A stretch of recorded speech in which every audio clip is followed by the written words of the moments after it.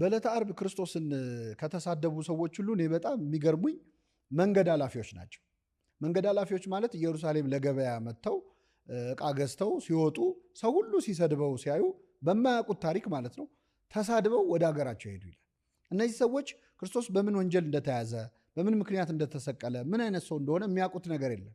ግን ሰው ሁሉ ከሰደበው መቼስ ስድብ ቢገባው ነው ብለው ስድብ አዋጥተው እርግማን ጨምረው ራሳቸው ላይ ወደ ሀገራቸው ሄዱ ይላል።